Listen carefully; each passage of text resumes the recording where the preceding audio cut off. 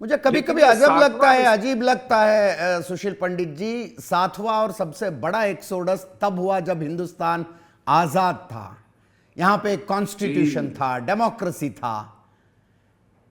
जी जी जी, यही बहुत कष्टकर है। यस। क्योंकि जब हमारे पास सत्ता नहीं थी, हमारे पास सेना नहीं थी, हमारे पास संविधान नहीं था, हमारे पास न्यायालय नहीं थे, हमारे पास मानवाधिकारों की अवधारणा नहीं थी, तब ये सब होता था।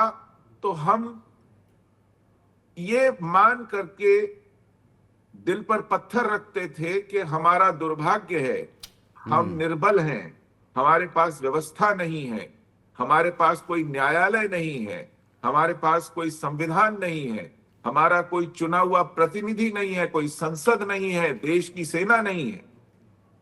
लेकिन जब ये सब होते हुए भी, एक परमाणु शक्ति संपन्न देश के होते हुए, 800 सांसद होते हुए, एक इंडिपेंडेंट प्रेस होते हुए, यस। ये सब हुआ और किसी ने कुछ नहीं कहा, कुछ नहीं किया, तो लगा कि ये इससे बड़ा दुर्भाग्य नहीं हो सकता।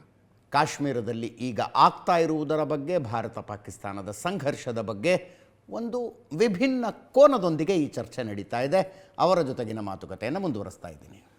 1990 जनवरी 19 को जो कुछ भी हुआ अचानक तो नहीं हुआ होगा, बहुत दिनों से उसकी तैयारी चल रही होगी. क्या हुआ, आप हमारे वीक्षकों को बताएंगे? How it all started? देखिए, जब भारत स्वतंत्र हुआ 1947 में, हमने स्वयं को एक लोकतांत्रिक पंथ निरपेक्ष व्यवस्था दी, लेकिन कश्मीर को हमने शेख अब्दुल्ला के हाथ में सौंप दिया। और न केवल शेख अब्दुल्ला के हाथ में सौंपा, बल्कि उसको 370 जैसी व्यवस्था के अंतर्गत स्वायत्तता भी दी, स्वतंत्रता भी दी। भारत का संविधान कश्मीर में लागू नहीं होने दिया, यस.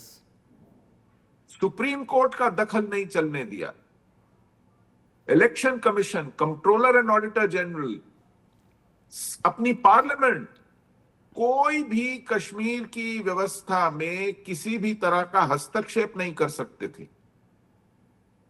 ऐसी व्यवस्था में शेख अब्दुल्ला ने मनमानी की, उसने वहां के हिंदुओं के साथ भेदभाव किया, प्रताड़ित किया, उनके विरुद्ध सामाजिक द्वेष का निर्माण किया।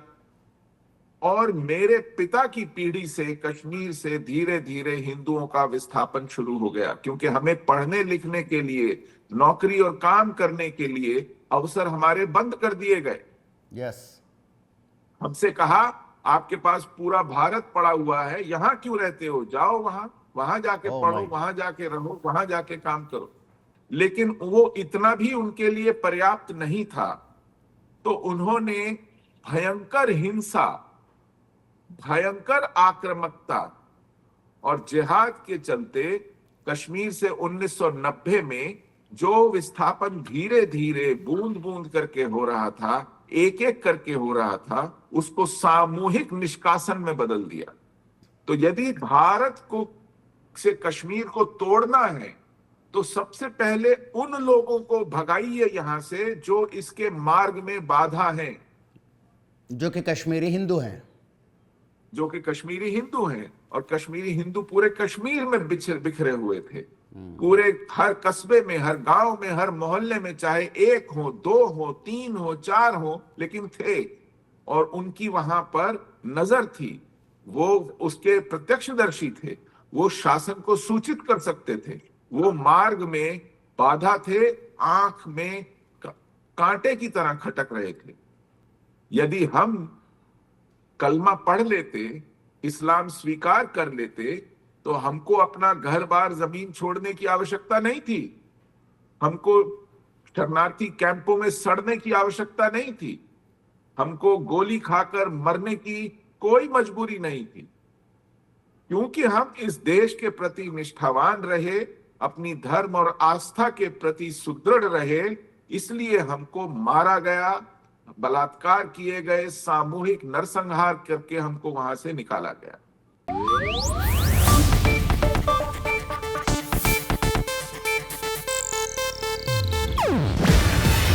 ಇದು ಏಷ್ಯಾನೆಟ್ ನ್ಯೂಸ್ ನೆಟ್ವರ್ಕ್ ಪ್ರಸ್ತುತಿ.